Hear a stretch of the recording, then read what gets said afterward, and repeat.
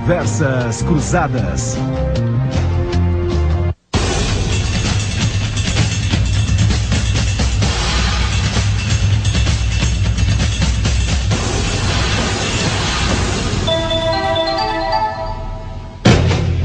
Conversas Cruzadas. Oferecimento: Funerárias Reunidas, carinho, respeito e honestidade. Sicredi, gente que coopera, cresce. CIEE, ações sociais que transformam. E Sistema Fecomércio, com você a gente faz a economia girar.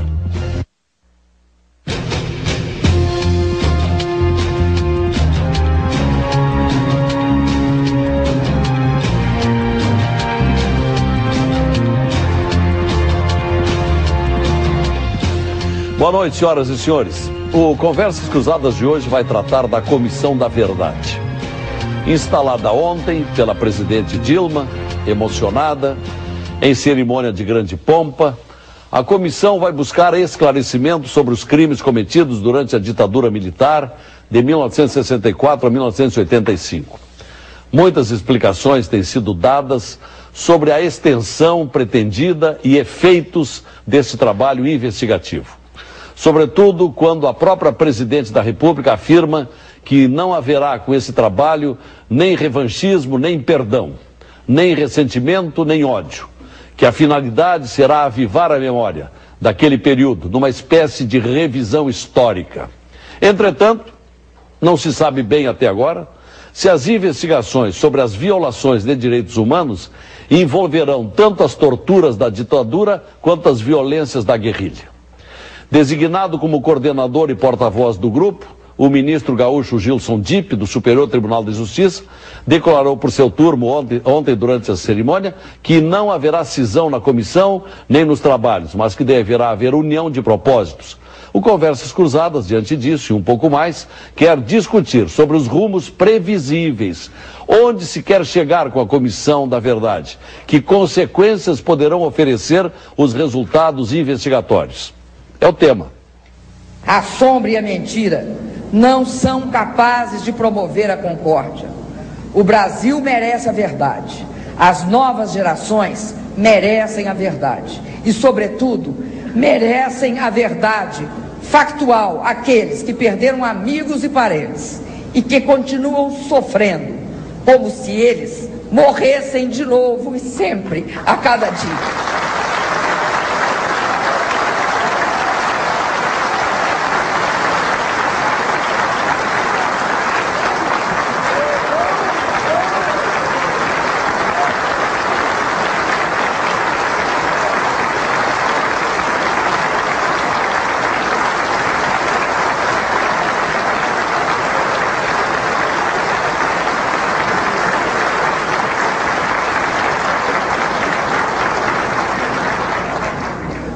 É como se disséssemos que, se existem filhos sem pais, se existem pais sem túmulo, se existem túmulos sem corpos, nunca, nunca mesmo pode existir uma história sem voz.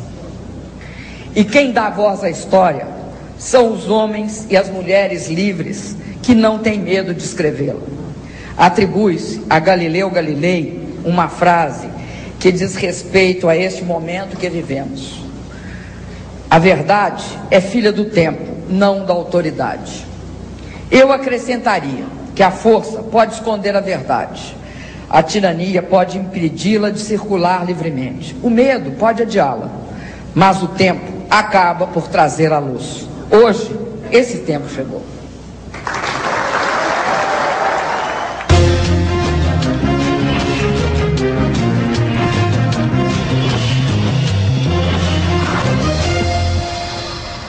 Para tratar desse assunto, a TV Com convidou o conselheiro da Comissão de Anistia do Ministério da Justiça e professor do pós-graduação em Ciências Criminais da PUC, professor José Carlos Moreira da Silva Filho, o escritor e arquiteto Percival Pugina, o coordenador do Comitê Carlos de Ré, Verdade e Justiça, vereador Pedro Ruas, e o cientista político, especialista em relações internacionais, Marcelo Suano.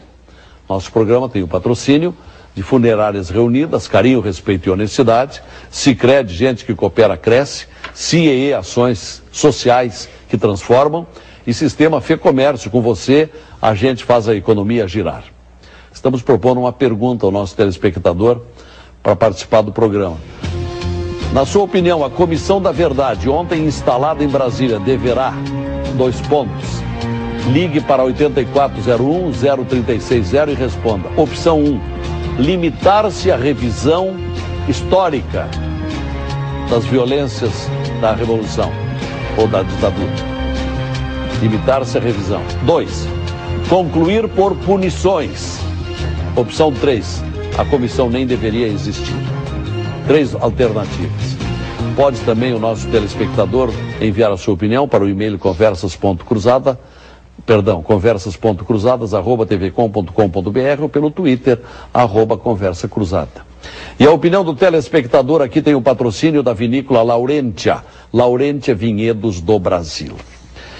Vamos começar pelo coordenador do Comitê Carlos Derré, Verdade e Justiça, vereador Pedro Ruas. Como é que interpreta, o que acha até onde deve ir essa comissão? Boa noite. Boa noite, Lazier.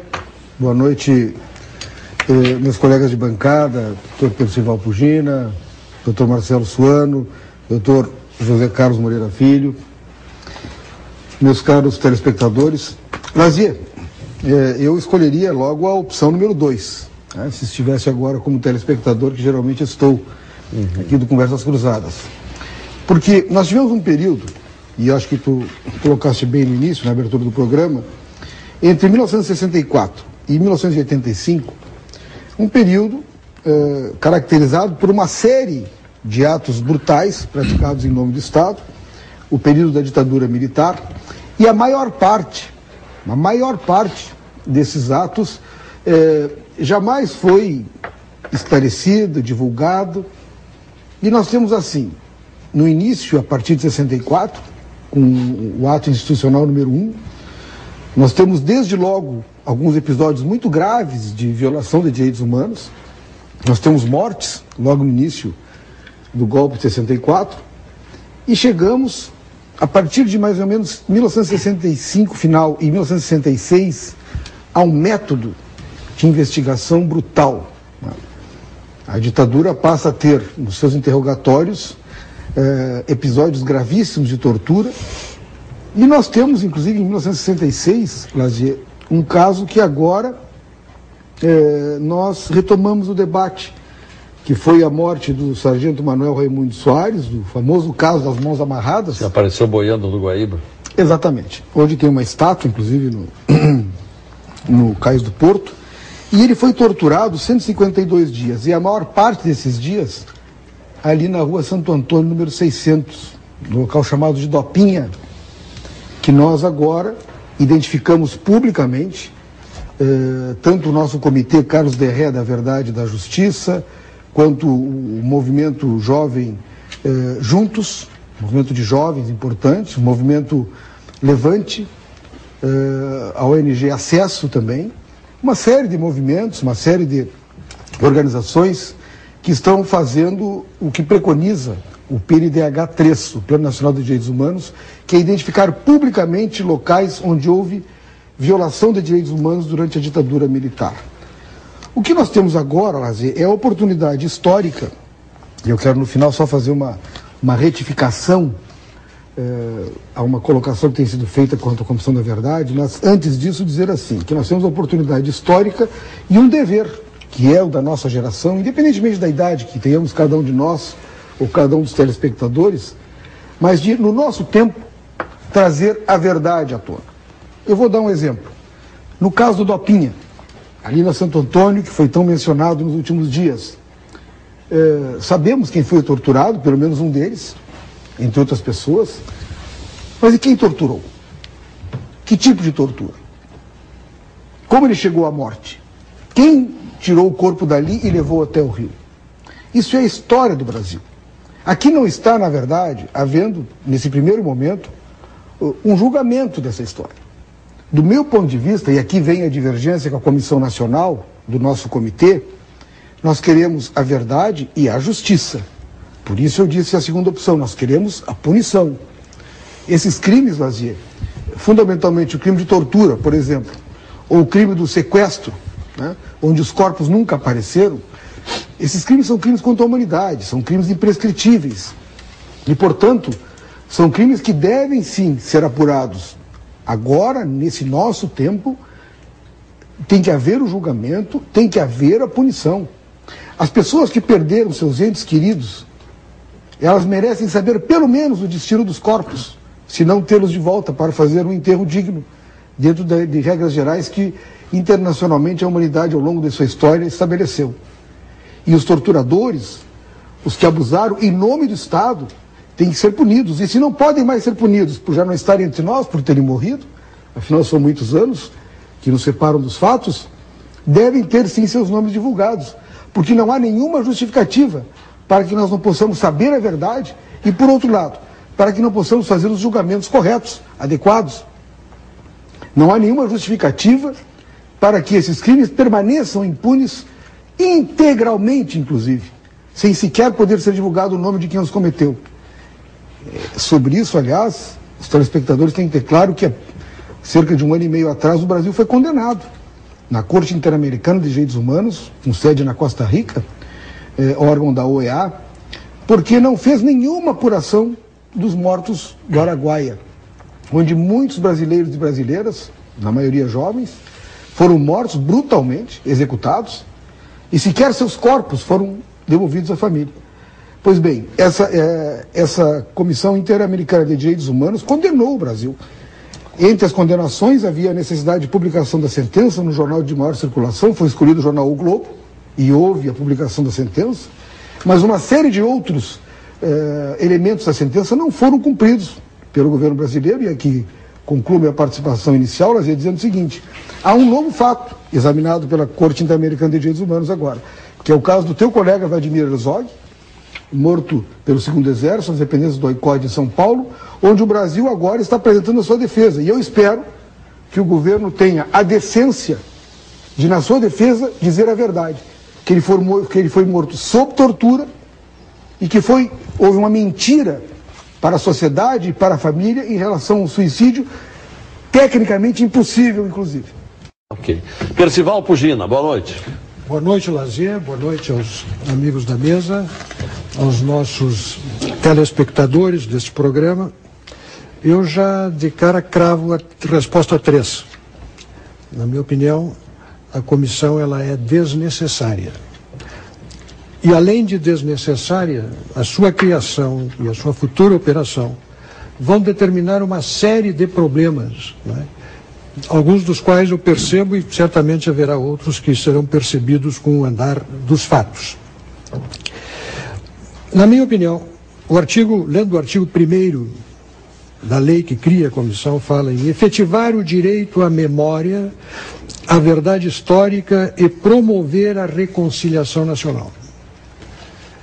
Me parece que é de uma arrogância inominável imaginar-se que a verdade histórica se faça e seja escrita por uma comissão, escolhida por uma pessoa diretamente envolvida nos fatos que estavam sob análise, que com seu singular e solitário dedo disse tu e tu. Vocês, 7, que eu escolhi, vão trabalhar pagos pelo governo, dentro ou a serviço ou nas dependências da Casa Civil da Presidência da República, e vocês vão estabelecer aí a verdade sobre os fatos. É elementar que história não se escreve assim. Principalmente quando os fatos da história se referem a um conflito onde dois lados estiveram no que se convencionou chamar de guerra suja. Uma guerra vestida de violência, onde se cometeram atos de causar náusea de parte a parte. O Pedro Ruas salientou alguns e muitos outros aconteceram, né? De parte daqueles que pegaram em armas. Poderia dar um exemplo, são mais de uma centena de casos para contar. Vou pegar o exemplo mais agudo, o atentado no aeroporto de Guararapes, que foi o primeiro ato de grande violência acontecido quando foi posta uma bomba, né, num ato em que estava esperando a chegada do candidato à época Costa e Silva, no aeroporto cheio de gente. No meio da espera, chega a notícia de que o presidente ia chegar num outro lugar, porque o avião tinha tido um problema, e o aeroporto esvaziou. Ficaram poucas pessoas. Apareceu uma maleta. Um agente de segurança pegou a maleta, levou para o DAC. Era um ex-jogador de futebol do Santa Cruz. Quando largou no balcão, a bomba explodiu. 17 vítimas, 2 mortos, 15 feridos. Se o aeroporto estivesse cheio, teria sido uma chacina. Esse fato está relatado nos seus detalhes por Jacob Gorender, que é um historiador respeitável, que relata exatamente as circunstâncias, diz quem foi o autor, quem a concebeu e como essas coisas foram executadas. Execução de pessoas que não tinham nada. Mataram um policial, um marinheiro inglês, como um agravo ao governo britânico em apoio ao IRA, o movimento revolucionário da Irlanda. Mataram um oficial americano, não tinha nada a ver com peixes, foi executado na frente da família. A violência foi de parte a parte. Vamos pacificar o país? O senhor e a senhora que nos assistem são testemunhas. O país foi pacificado. Nós passamos 30 anos, Lazier, muito longe daquele clima terrível dos anos anteriores a 64 e os que sucederam a 64. Eu acompanhei, assim, de fora da política, sem partido, sem participação. Inclusive, quero salientar, fui fichado no DOPS naquele período por me opor de saída à expulsão de professores da universidade. Mas eu sei o que era o estresse político em que nós vivemos durante aquele... Dizer que o país não foi pacificado foi pelo instrumento certo, que não foi sacado do colete de ninguém, que é tradicional na história do Brasil, o instrumento da anistia.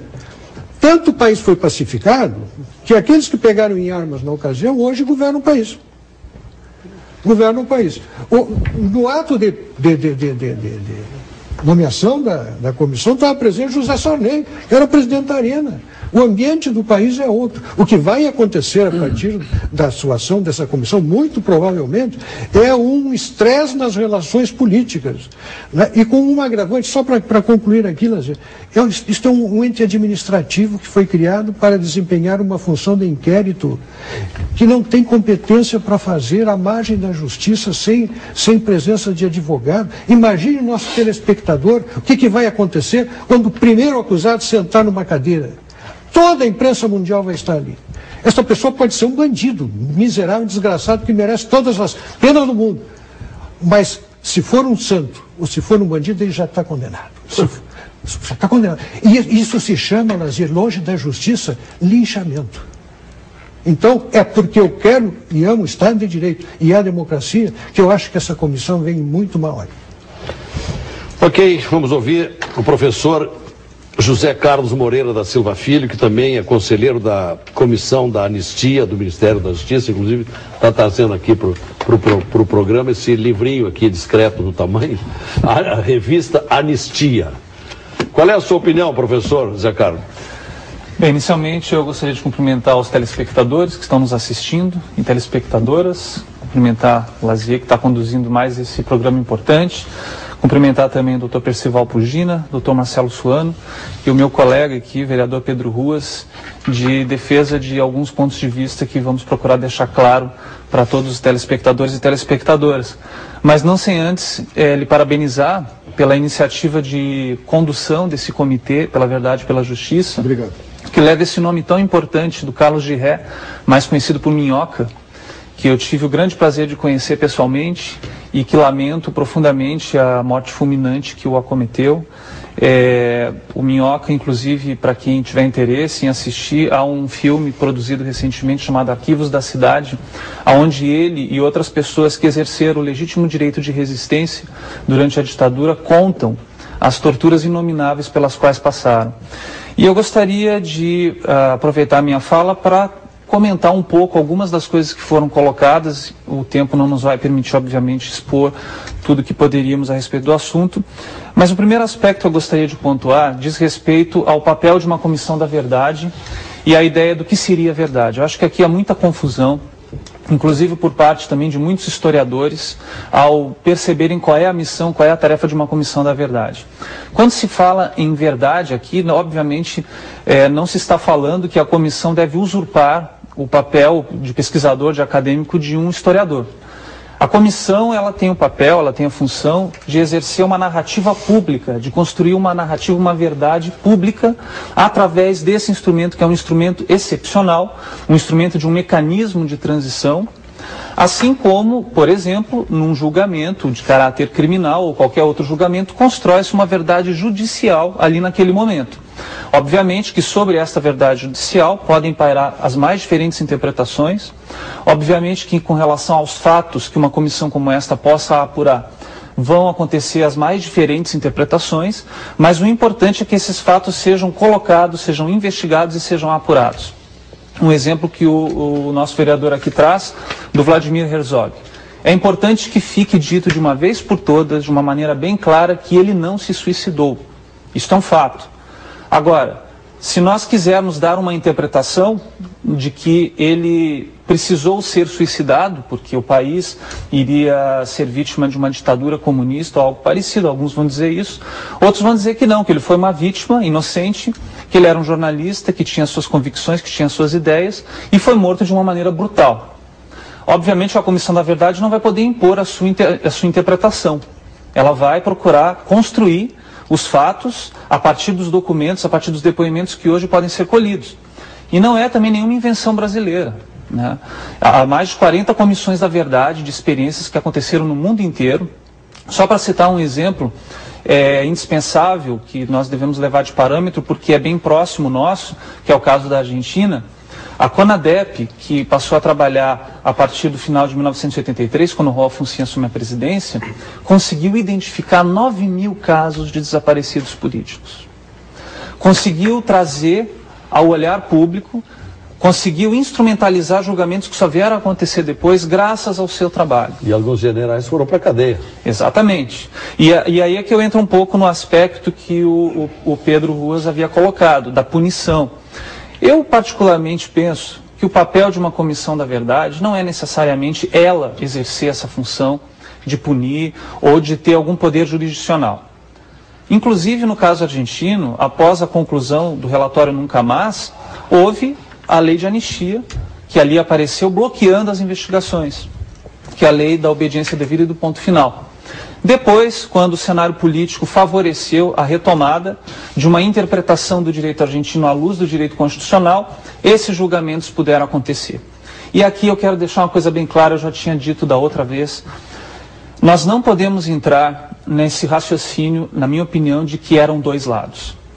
Nós temos aqui um cientista político que obviamente conhece a famosa tese ou teoria dos dois demônios, que essa inclusive foi a justificativa do general Videla na sua defesa. Ele disse que era uma guerra suja. Bem, se fosse uma guerra, ao menos as convenções de Genebra teriam que ter sido respeitadas, coisa que não foram. Mas não é uma guerra. Juridicamente está bem definido que esse tipo de crime cometido pelas ditaduras latino-americanas é um crime contra a humanidade. Nós não temos dois lados, nós temos de um lado o Estado, com o seu poderio bélico impressionante, com milhares de homens armados e treinados, com instituições ao seu serviço, um poder que dificilmente qualquer grupo de criminosos dentro de uma sociedade ou qualquer outro grupo que se insurja contra esse governo pode fazer frente. Se houver um grupo que faça frente a esse poder do Estado dentro da sociedade, aí sim nós estamos diante de uma iminente guerra civil. Vamos olhar um pouco para o que acontecia no Brasil, né, no momento do golpe.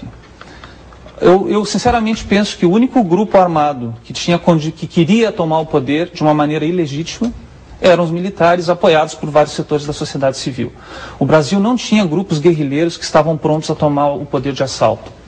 O partido da esquerda de maior penetração nas massas, que era o Partido Comunista Brasileiro, não recomendava a luta armada naquele momento, apoiava as reformas de base e as políticas do presidente João Goulart.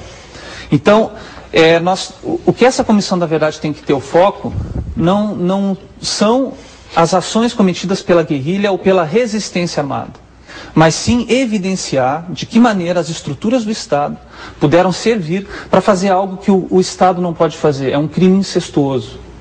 Aquele que devia proteger os seus cidadãos, mesmo que eles sejam criminosos. diga-se bem, é exatamente aquele que viola os seus direitos.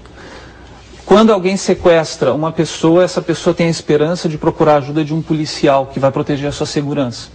Agora, imaginem o pavor da pessoa quando quem a sequestra é um policial. E pior, a mando de uma política de Estado, que foi disseminada no país e que continua a produzir seus efeitos perniciosos. No Brasil não foi feita nenhuma reforma institucional de peso em termos de segurança pública. Os juízes que fizeram vistas grossas à tortura, que apoiaram aqueles julgamentos ilegítimos, que se apoiavam em atos institucionais, imunes, que não poderiam ser analisados pelo Poder Judiciário, continuaram todos nos seus empregos. Os militares, os policiais que praticaram essas torturas continuaram todos nos seus empregos, continuam recebendo aposentadorias até hoje, em valores que superam largamente qualquer valor que um perseguido político da época da ditadura recebe hoje a título de anistia. Dr. Marcelo Suano, cientista político, esteve afastado de Porto Alegre, em Brasília, está de volta, seja bem-vindo. Boa noite. Boa noite, Lazier. Boa noite, vereador Pedro Ruas. Boa noite, professor. Desculpa, professor José Carlos Moreira. Boa noite, meu mestre Percival Pugina. E boa noite ao cidadão. Tá? Eu prefiro me dirigir ao cidadão do que ao telespectador por uma razão muito simples. Primeiro, é uma grande honra estar aqui discutindo um tema tão problemático quanto esse. Eu concordo com parte significativa do que o senhor levantou, professor.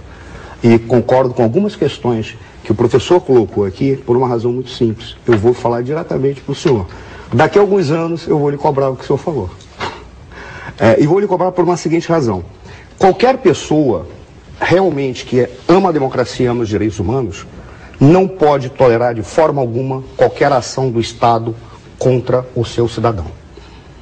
Essa, por exemplo, é uma das razões pelas quais eu, como internacionalista, embora o meu trabalho tenha sido feito sobre pensamento político e militar brasileiro, tanto mestrado quanto doutorado, aquilo que os militares conceberam como seu papel na história do país, era esse o meu trabalho, né? Mas como internacionalista, eu condeno e exigiria, por exemplo, uma comissão da verdade para o Irã, para Cuba, futuramente para a Venezuela, futuramente para a Bolívia, que está espancando os cidadãos brasileiros da faixa fronteiriça. Evo Morales está fazendo isso, tanto que representantes do governo brasileiro estão indo para lá para negociar o problema dos nossos produtores da faixa fronteiriça, ou seja, seria interessante realmente que uma comissão da verdade existisse para resgatar aquilo que aconteceu, colocar diante da sociedade e impedisse que o Estado violasse os direitos humanos. Qualquer indivíduo que realmente defende a democracia tem que defender esses pontos. Por isso, eu acho que uma comissão da verdade, sim, ela é necessária. O receio que eu tenho são três, são os receios. O primeiro, o momento em que a comissão da verdade veio, ela veio num momento curioso, com um período de tempo de 2 anos. Olha que coisa curiosa. O relatório final sai em 2014. Logo depois nós temos uma Copa do Mundo. E logo depois nós temos uma eleição para a presidência da República. Isso parece quase um carnaval, num tema tão complexo quanto esse. 7 pessoas são indicadas pela presidente da República. Independente do fato que aí não se discute a qualidade intelectual nem moral das pessoas que estão ali. Mas o número de indivíduos para tratar de um tema tão complexo quanto esse é muito pequeno, para tentar resgatar uma verdade que está vindo por solicitação de um Estado a nome de um governo, em nome de um governo. Porque o Estado ele não é conduzido pelo espírito, ele é conduzido por aquelas suas instituições, aquele seu instrumento, que é o governo. E, curiosamente, vem de uma forma em que, queira ou não queira, por mais que as pessoas que estejam ali possam, não se pode atacá-los em sua moral. Eu, particularmente, se fosse indicado, tendo sido o advogado de uma pessoa que estava envolvida num processo como aquele, que é o caso da advogada da presidente Dilma, por uma questão de posicionamento ético, eu não aceitaria. Numa situação que é muito curiosa, não ficou claro, por exemplo, quando eu vi todos os dados da lei, a questão da remuneração, a questão do afastamento, a questão de como vai ser, como que será o trabalho. Aquilo que o professor Pugina apresentou será mais um espetáculo público. É uma obrigação do Brasil realmente responder à Corte Interamericana de Direitos Humanos. Isso é verdade, porque o Brasil foi denunciado. Ele foi denunciado, tanto que o período anterior à denúncia já se havia a necessidade da criação, que foi o PNH-1, que veio, inclusive, do presidente Fernando Henrique Cardoso. O Brasil deveria responder isso, até por uma questão de se inserir na sociedade internacional de uma forma digna. Mas a questão não é se uma comissão da verdade é necessário ou não mais, não é isso. É o uso político que pode estar sendo feito disso, que vai desestruturar mais ainda um processo de pacificação e organização da sociedade. Talvez essa seja a questão. Mais um detalhe. Se a função é fazer uma comissão da verdade para pacificar a sociedade, eu preferia que a verdade viesse da sociedade. Então não viesse do Estado. Qualquer pessoa que pensa na democracia, no Estado Democrático de Direito, investe na sociedade, não investe nos aparelhos do Estado. Até o velho Marx não queria que o Estado abocanhasse a sociedade. Aqueles que são marxistas ortodoxos sabem disso. Nem o Marx queria que o Estado abocanhasse a sociedade. Ou seja, isso deveria vir, comissões da verdade dos sindicatos, das Forças Armadas, que viessem das universidades, todos apresentar suas comissões da verdade para que fosse um debate público e que aí se fizesse a pacificação social e não a maneira como está sendo feita. Porque isso vai minar a democracia. Este é o grande problema, além dos usos políticos. Antes de arrematar esse bloco, qual é a sua opinião sobre aquele gesto ontem, na hora em que discursou a presidente Dilma, e aquele auditório estava lotado, os 4 ministros militares estavam sentados lado a lado. Todo o auditório aplaudiu, menos os 4 ministros não se moveram. O que significou aquilo? Da minha perspectiva, os militares cumprem a ordem e mantêm a hierarquia. Eles cumprem exatamente aquilo que vem da Presidência da República, porque ela é a chefe suprema das Forças Armadas. Esse é o primeiro ponto. Segundo ponto, é constrangedor para os militares saberem que ali vai ocorrer um linchamento. Isso é real. E eu falo isso, é até importante falar uma coisa.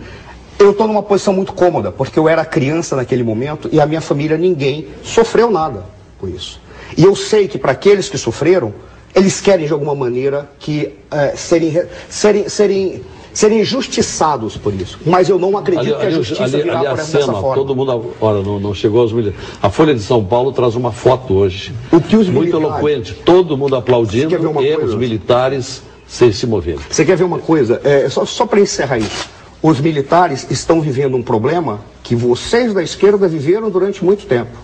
Vocês foram demonizados, comedores de criancinhas. Hoje está acontecendo o inverso.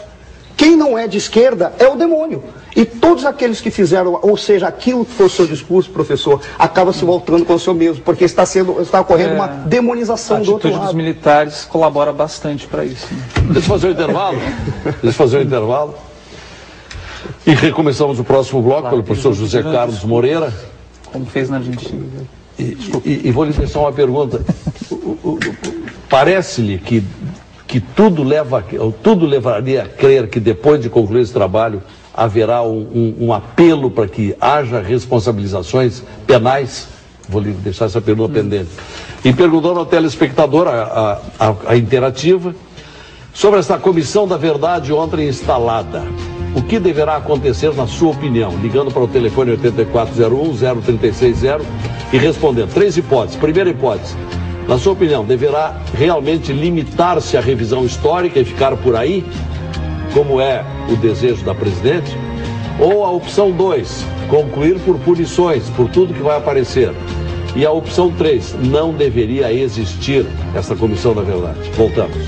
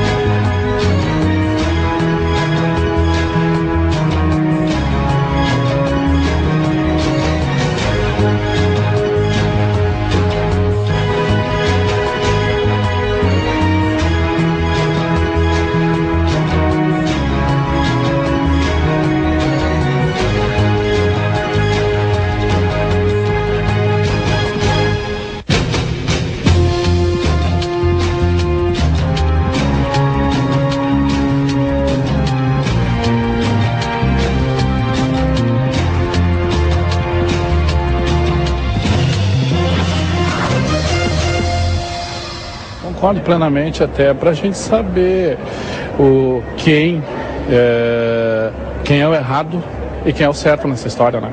É bom a gente saber isso, a verdade. Sem o clima de revanchismo. Sem o clima de revanchismo, tá? Nós temos que dar o direito de defesa dessas pessoas, né?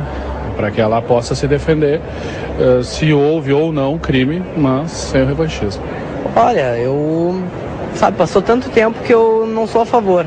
Acho que se fosse na época seria bom, mas retomar as coisas do passado eu acho que seria algo errado, porque as pessoas nem estão mais conosco, algumas delas, eu acho que é algo desnecessário. Eu não sou a favor, pelo fato que hoje em dia a gente tem muito mais crime que muito tempo atrás, então a gente deveria focar nos crimes de hoje, esquecer o passado, já passou.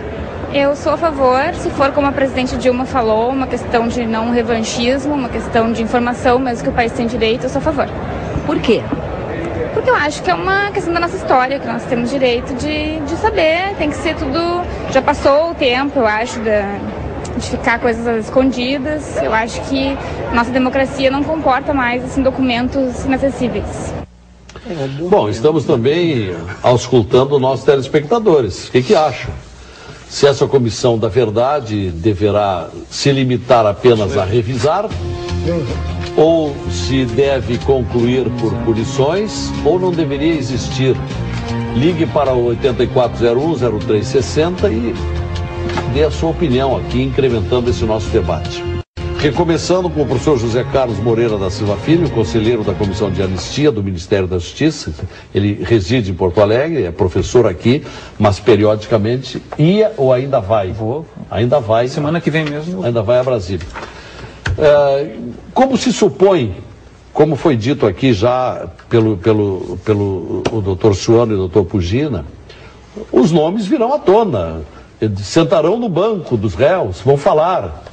E aí, quando se comprovar que houve torturas de um lado, houve violências do outro, na sua opinião, isso deve levar a processos penais, para punição? Olha, se isso vai levar ou não, é uma incógnita. Mas não é uma tendência que nem na Argentina. A Argentina houve, mas é preciso entender que houve toda uma conjuntura política no momento em que se reacendeu a questão da possibilidade de responsabilização penal. As Forças Armadas Argentinas passaram por uma reforma, passaram por um momento de renovação em termos de pensamento institucional. Houve uma atuação bem clara do governo Kirchner nesse sentido. O Poder Judiciário argentino não foi como o Poder Judiciário brasileiro. O Poder Judiciário brasileiro foi muito conivente com o governo repressivo, com a ditadura. Há inclusive uma tese do cientista político inglês, professor no King's College, que se chama Anthony Pereira, se chama Ditadura e Repressão, foi traduzido para o português, editora Paz e Terra. Ele mostra isso, né, que na Argentina, como não houve uma aliança tão forte entre o judiciário e os militares que exerciam a repressão, não houve a opção da legalização ou da judicialização da repressão. Isso explicou por que lá os militares, na expressão popular, chutaram o balde, né, e passaram simplesmente a exterminação e desaparecimento direto das pessoas. Já no Brasil, não. No Brasil não foi necessário se pensar em fazer isso, porque havia uma alta conivência das instituições públicas e jurídicas do país, numa tentativa de legalizar o ilegalizável, sob o meu ponto de vista. O professor mencionou que os militares são muito atentos à questão da hierarquia e à obediência da cadeia hierárquica de comando, mas infelizmente não foi isso que aconteceu em 1964. Né?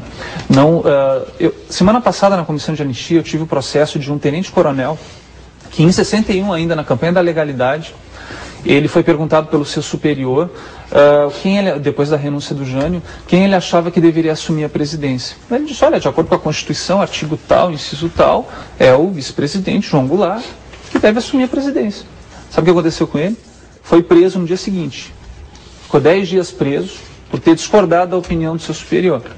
E é claro, quando o golpe aconteceu, ele foi reformado, foi preso mais 50 dias.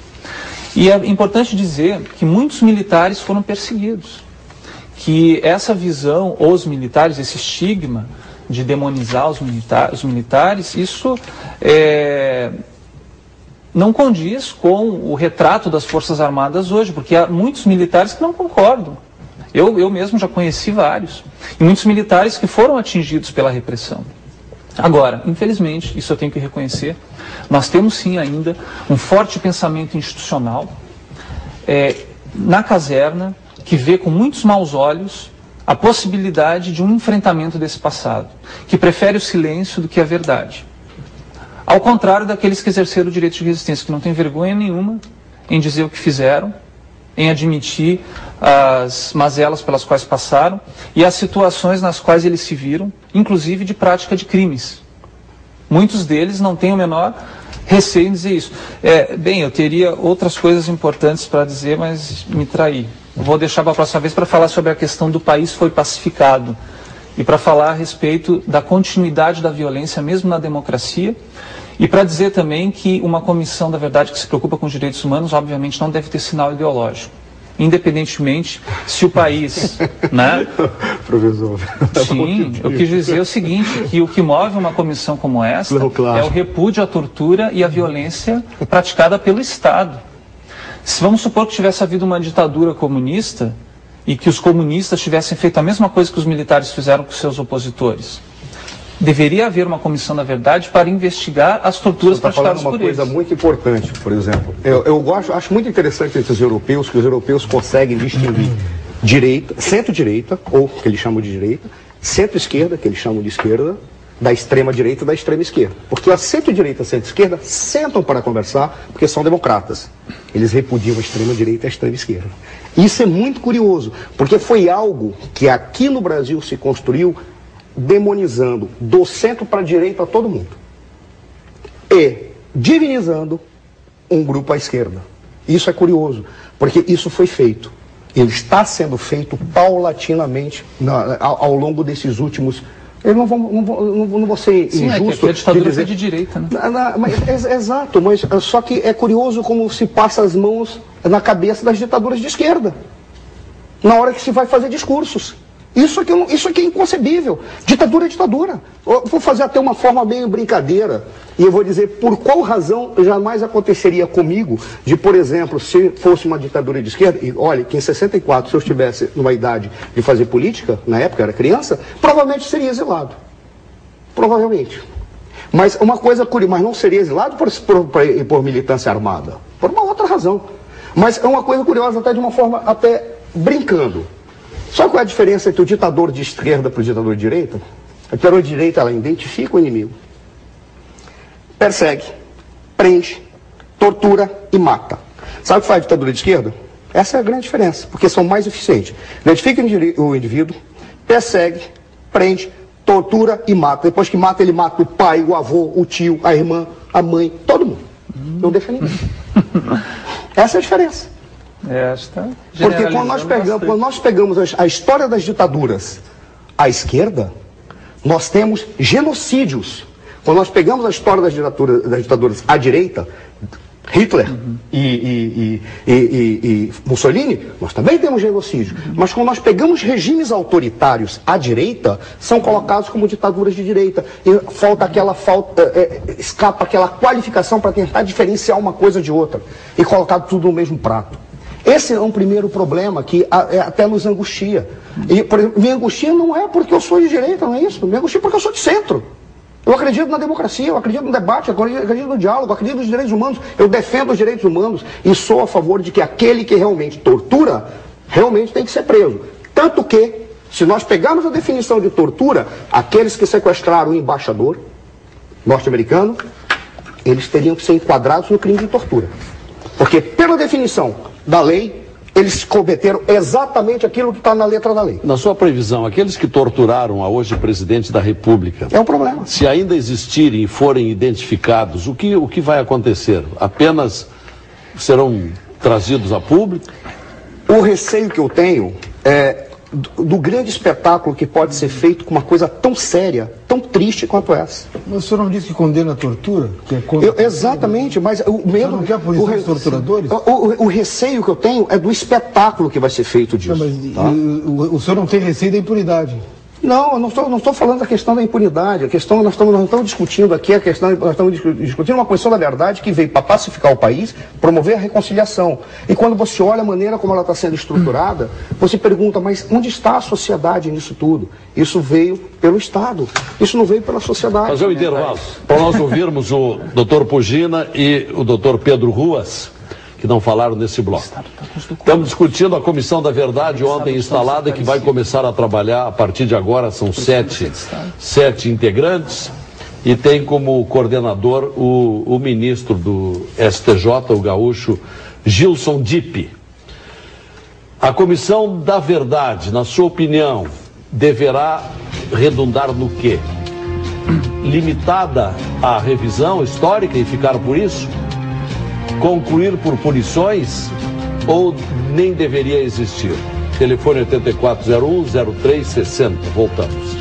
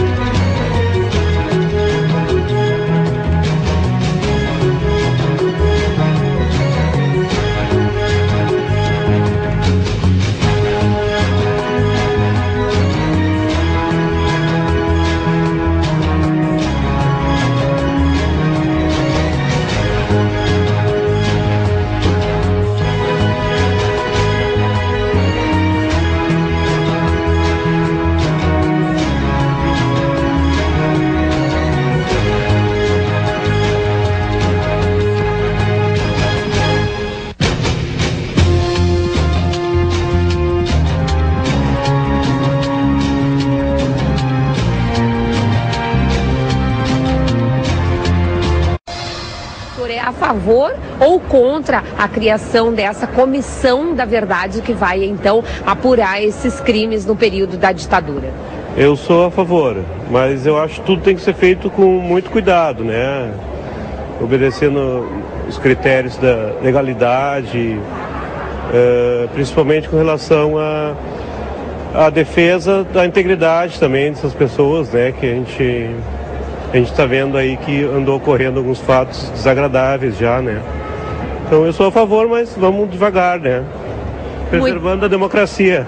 Não, acho que o passado não vai trazer nada de volta. Eu acho que daqui pra frente que a gente tem que cuidar como vai ser o mundo. Mexer no passado, a essa altura vai julgar quem pra quê.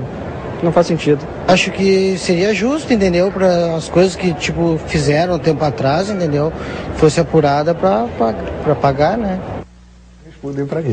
Nossa colega Ivani Schitz buscou essa enquete nas ruas de Porto Alegre sobre o que fazer ou se apoiar essa Comissão da Verdade, que agora vai começar a trabalhar. Mas, doutor Pugina, vamos continuar especulando. Aonde vai parar isso? Pois olha, nós estamos destampando a caixa de Pandora, né? Eu estava pensando, enquanto ouvia o Dr. José Carlos especialmente falar, ele fez uma descrição assim como se um grupo de adolescentes tapados de os maiores ideais, né, resolvessem arremangar as mangas e enfrentar o exército brasileiro, e aí foram dizimados e massacrados. Isso é uma visão, a meu juízo, equivocada da história. Os fatos foram bem mais sérios e bem mais graves, mormente se colocados no contexto internacional em que estavam acontecendo. Esses jovens e alguns nem tão jovens, e outros militantes antigos de partidos e de organizações revolucionárias de esquerda, recebiam treinamento junto a potências estrangeiras, muito interessadas em disseminar os seus regimes na América Latina. Iam treinar em Havana. A bomba que explodiu no aeroporto de Guararapes, o padre Alípio, que fez a bomba, aprendeu a fazer bomba em Cuba, né, e colocou aquela bomba que explodiu lá. Os recursos vinham de Fidel Castro para o Leonel Brizola, em Montevidéu, e de lá subiam para alimentar essas atividades. Assaltava-se bancos, roubava-se joalherias, assaltava-se supermercados, sequestravam-se autoridades estrangeiras, né? E se no meio disso morriam civis e morriam pessoas inocentes, outras eram executadas por engano. Então, querer fazer uma comissão da verdade para valer apenas meia verdade, mas isso é uma coisa inominável. Não, mas só se vai investigar os crimes cometidos pelo Estado. Só se vai investigar os crimes cometidos pelo Estado porque aqueles que fizeram a lei assim o quiseram. Porque não é deste modo que se faz a história, principalmente quando se trata de um conflito. Decidiram que vamos investigar apenas estes. Mas há outros crimes, há outras responsabilidades. Nem todos aqueles que cometeram tropelias do lado de lá foram punidos. Eu quero que torturador, que gente que pegou em arma, quem executou adversários políticos, quem matava sangue frio, eu quero que arda no canto mais quente do inferno. Mas agora, eu quero o meu país em paz. Quando eu olho para a história, eu não posso arrumar a história passada. Se eu pudesse apagar, olha, não teve 1964, não teve luta armada, não teve nada. Os outros lá foram derrotados, que bom foram derrotados. Eu não posso consertar o passado, mas posso consertar o futuro. E a minha posição perante aquele conflito que aconteceu, que pena que aconteceu, não teria acontecido, teria sido resolvido muito mais rápido, não fosse a luta armada. E quem diz isso não sou eu, quem diz isso são os historiadores da esquerda, é o Jacob Gorender, é o Daniel Arão Reis Filho, escreveram isso nos seus livros. Aqui o Daniel Arão, as ações armadas da esquerda brasileira não devem ser mitificadas, nem para um lado nem para o outro. Eu não compartilho da lenda de que ninguém poderá dizer que esse cara é de direita, né? Da lenda de que no final dos anos 60 e no início dos anos 70, inclusive eu dizer, fomos o braço armado de uma resistência democrática, não lutavam pela democracia. E agora eu vejo que se constitui uma comissão cujo ânimo é transformar aqueles que queriam instaurar um regime muito pior do que aquele que estava implantado em mártires da democracia. Não foram. Lutavam por uma causa errada. Tão errada era a causa que a maior parte deles, inclusive, reconheceu que era uma causa errada. Assistam o filme Air Force 46, isso está confessado lisamente por aqueles participantes. Agora me pergunta se eu queria, que naquelas circunstâncias, os vencedores do conflito fossem o Zé Dirceu e a turma dele. Estariam governando o Brasil desde 1960 e poucos, implantando o regime que queriam implantar naquela época. Não, eu não quero. Eu não posso resolver isso aí. Eu não posso. Agora, eu vi o meu país ser pacificado com a anistia. E vejo agora o país, obviamente, só não vê quem não quer, sendo despacificado. E todo um teatro pronto para uma grande encenação onde ocorrerão linchamentos à margem do Poder Judiciário. Eu quero saber o que vai fazer a Justiça quando alguém se recusar a depor. Quando alguém for exposto à opinião pública, o cara disse, olha, eu não... Sem advogado. Viu, Lazinho? É uma coisa muito... Essa comissão terá força de coerção? De convocar, tem força de convocar. Agora, o senhor... Entende isso? Mas aí, como foi dito... Não comparece. Se não comparece? Não comparece. Eu quero saber o que vai acontecer. Cabe recurso para quem? Pois é, uma boa pergunta. Veja, há uma sucessão de questões abertas aí que vão desembocar no Poder Judiciário. E o meu receio é que isso aqui tão mal pensado, tão pela metade a história, eu chego a pensar num símbolo dessa comissão. Eu gostaria de saber como é que se resolve um problema que está dizendo ali que funcionários públicos, uma vez convocados, eles têm o dever, a obrigação de concorrer. Funcionários públicos e militares. E militares. Eu gostaria de saber se eles falarem, não, eu não quero, uma vez que está dando que não existe obrigatoriedade. Não tem fé de ofício, é um cargo administrativo. Descumpriu com o dever? É um cargo administrativo, não tem fé de ofício. Com ele? Tem as punições administrativas. Na opinião do nosso telespectador, o que deve acontecer com essa comissão da verdade? Desculpa, não, eu só deixo... Se limitar-se, já conclui, limitar-se à revisão histórica, opção 1, concluir por punições, 2, não deveria existir Opção 3, telefone 8401-0360. Com o formato que foi dado a esta comissão aqui, se este mesmo formato for implantado em Cuba, quando, no dia de sabe lá Deus quando, caiu o regime do Fidel Castro, vai se implantar uma comissão, na verdade, com esse perfil, ela vai investigar os crimes do Fulgêncio Batista.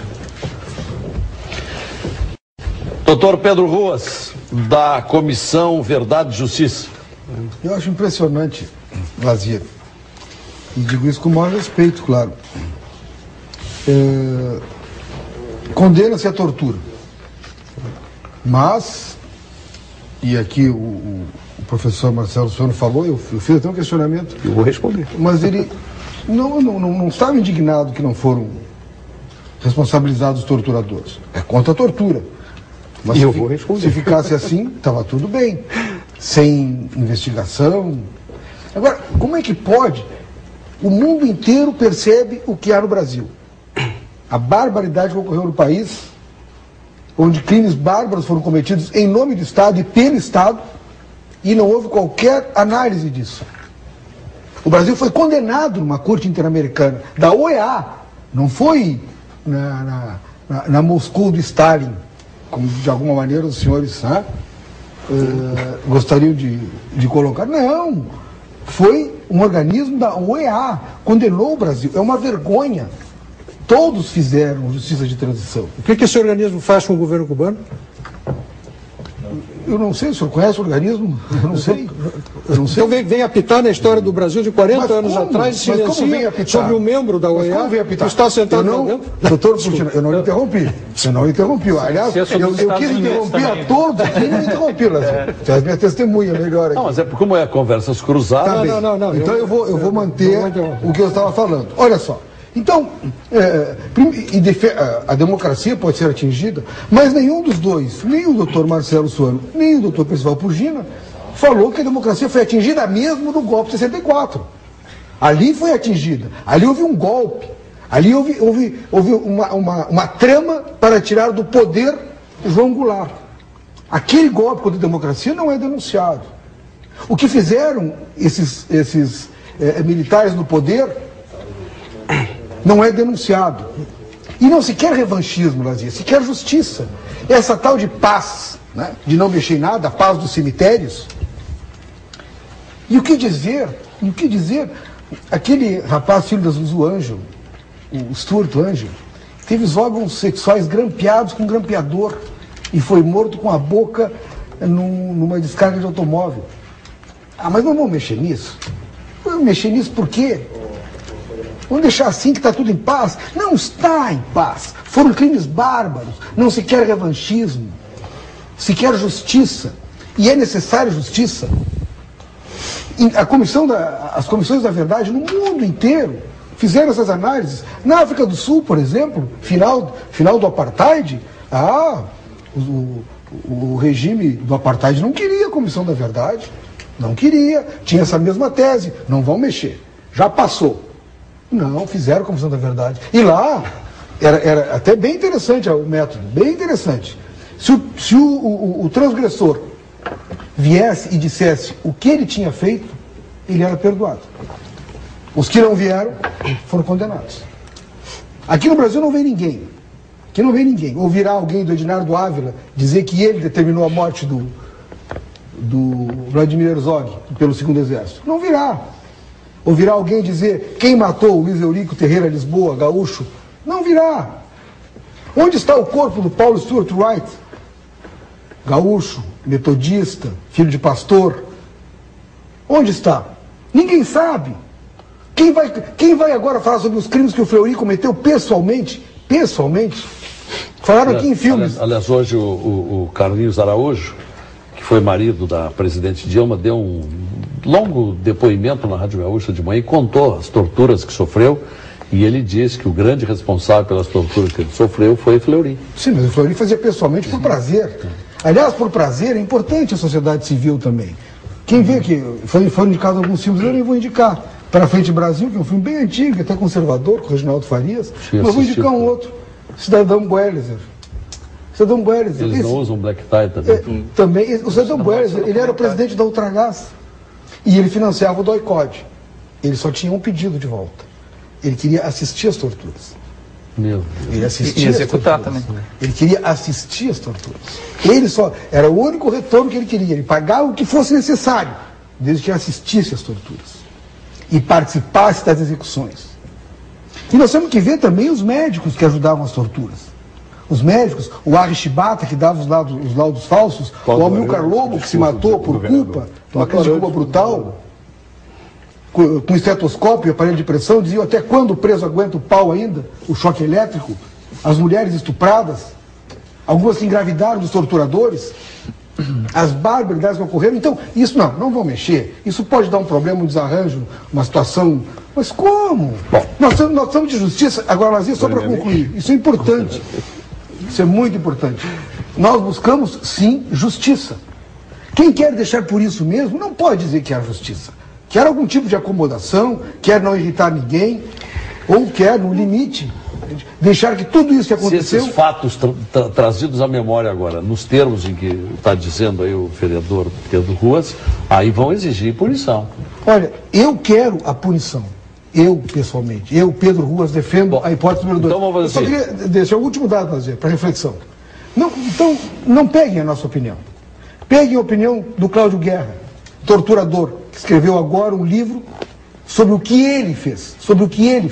As barbaridades, como matavam, emparedavam, botavam no cimento jovens militantes de esquerda e alguns que sequer eram militantes de esquerda. Ele vai ser ouvido também? Certamente. Espero que sim. Bom, espero que sim. Preciso fazer um intervalo e, diante de tudo isso, vamos cogitar nos poucos minutos restantes como será o ritual desta comissão, como será o processo, que é uma grande curiosidade. Como é que vão fazer os integrantes dessa comissão? Né?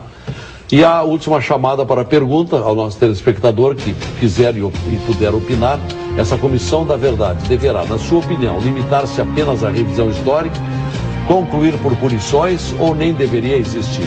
Telefone 8401-0360, voltamos.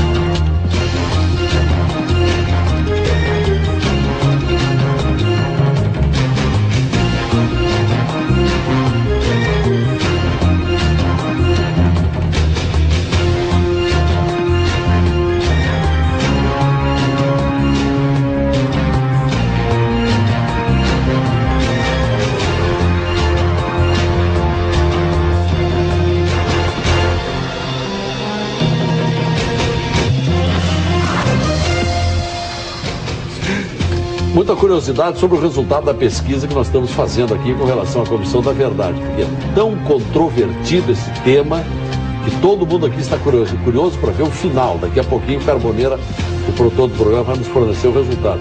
Se essa Comissão da Verdade, ontem instituída pela presidente, ela nem foi pela presidente, foi pela Comissão dos Direitos Humanos, foi o ministro dos Direitos Humanos que forçou tanto, né?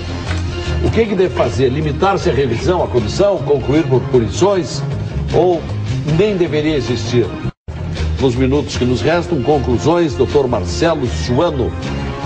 Eu vou responder, para concluir, diretamente ao vereador, porque o vereador ele tem um discurso que é interessante. O seu discurso não é muito diferente, em parte daquilo que eu falei. Como aquilo que o professor Pugino também está de acordo com aquilo que eu estou falando aqui. Eu vou lhe dizer. A diferença, o professor Pugino falou, para pacificar, é melhor que não faça essa comissão. O senhor me fez a pergunta se deve ser punido. Eu vou lhe dizer, literalmente, sim. E vou lhe dizer por que eu sou contra a Comissão da Verdade. Porque não há garantia de que a lei vai ser aplicada para todos. Porque está focando um único centro, um único local. Está demonizando um grupo, está dizendo, nós iremos punir aqueles que nos torturaram.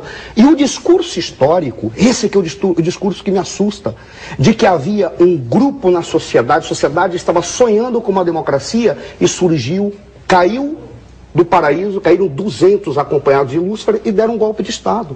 Como o senhor mesmo falou, professor, as Forças Armadas, elas têm um histórico de constituição da sua identidade. E o senhor quer que puna os torturadores ou não? Eu quero que puna todos, inclusive os torturadores que foram guerrilheiros, fizeram justiçamento, que sequestraram, porque eles também são torturadores. Está na definição, está na letra da lei. Tortura é isso, porque nós criamos uma insegurança jurídica, uma lei que vale para um e não vale para o outro. Aí eu pego e digo assim... Vale para os crimes de Estado. Sim. Mas o detalhe todo, mas a questão toda é que ali não se está dizendo que são apenas os crimes de Estado. Se nós olharmos a lei que sanciona aqui a Comissão da Verdade, não está dizendo que é especificamente para os crimes de Estado. Tanto que os dois que falaram se vão ou não incluir o questionamento daqueles crimes cometidos pela esquerda, eles responderam assim, vou. Por quê? Porque não está tipificando apenas para os crimes de Estado. Professor José Carlos Moreno da Silva Filho. Eu acho um despropósito comparar o sequestro do embaixador estadunidense com a tortura que os agentes da repressão fizeram. Mas não dos justiçamentos. As pessoas que fizeram o sequestro, que fizeram os justiçamentos, que fizeram as expropriações... a pergunta do Reinaldo Machado aí. E se depois dos resultados de violências, a Comissão Interamericana, a Corte Interamericana lá da Costa Rica, avocar o julgamento dos torturadores, pode acontecer?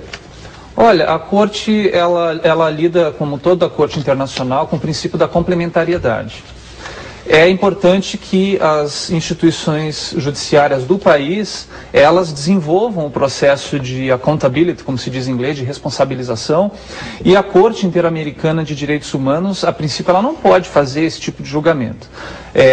O TPI, o Tribunal Penal Internacional, sim, mas aí entramos numa outra questão jurídica que eu não vou detalhar porque o meu tempo é curto. Perfeito. E eu quero colocar algumas coisas importantes. Tá? O primeiro aspecto, o Dr. Percival mencionou que muitos guerrilheiros e muitas pessoas que exerceram o direito de resistência, e aí não interessa se elas queriam constituir um Estado democrático de direito como o nosso, ou queriam instituir algum outro tipo de regime, ou algum outro tipo de sociedade, ou de projeto de sociedade. O fato é que essas pessoas não tinham um plano de tomar o poder, não tinham condições de tomar o poder em 1964 e exercer um regime tirânico.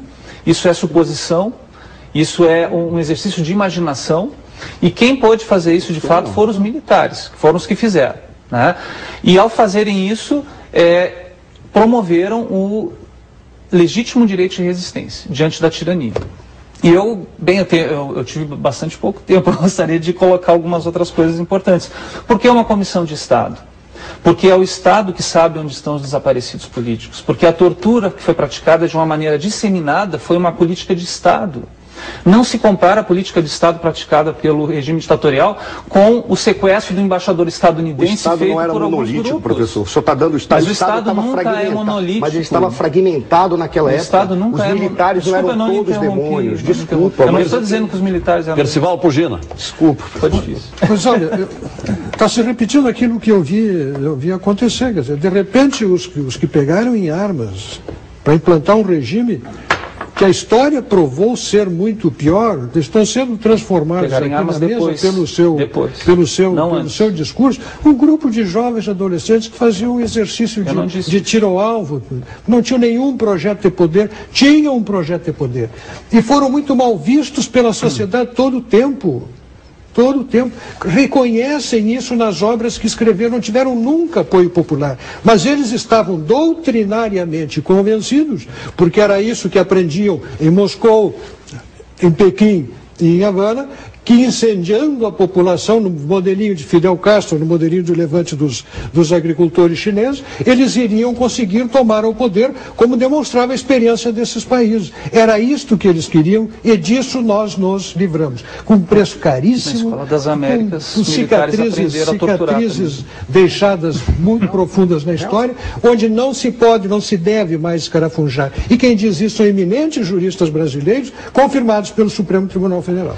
Vereador Pedro Ruas. Olha, os que cometeram os crimes, eles de fato têm seus motivos para não querer, né, que haja apuração e eles sejam punidos. Agora, nós não podemos imaginar, o professor Pugina diz assim, pegaram em armas para derrubar o regime, mudar o sistema. Isso quem fez são os militares no golpe de 64. Isso pegaram em armas mesmo, e as armas, aliás, que nós pagamos, que a cidadania paga. Eles usaram essas armas contra o povo brasileiro. O que seria, digamos, da própria Europa sem a resistência francesa na Segunda Guerra? Como dizer que a resistência é errada? Como colocar isso? Um cidadão chamado Dan Mitrione, sabe o que ele era? Ele era instrutor de tortura. Ele foi contratado pelo Exército Brasileiro para instruir tortura, para dizer como doía mais em menos tempo. Isso vai ficar por isso? Então, quem é contra a tortura, não, mas deixa assim, afinal já passou. Não, tudo já passou. Até o primeiro bloco já passou, o segundo bloco já passou. O que é o passado? Tudo já passou. A necessidade de justiça é imperiosa. O Brasil, na verdade, hoje passa vergonha no contexto internacional, porque os seus vizinhos aqui do lado fizeram isso e estão pacificados.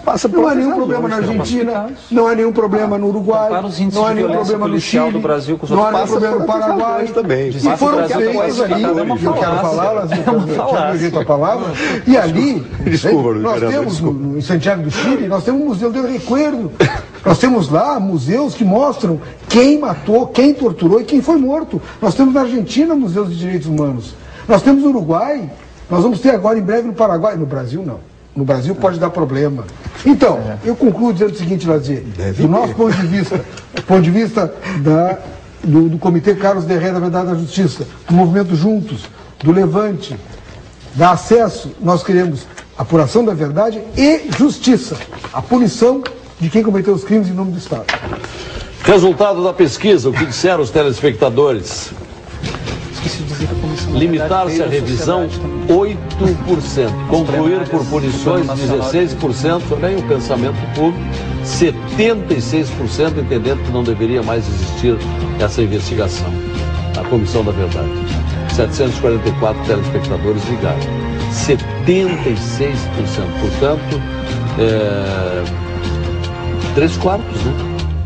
3/4 dos telespectadores acham que não deveria existir. Obrigado, senhores José Carlos Moreira da Silva Filho, Pedro Ruas, Marcelo Suano, Percival Pugina, que vieram valorizar esse programa da TV Com, que será reprisado amanhã de manhã às 9 e amanhã às 10 da noite tem mais. Boa noite.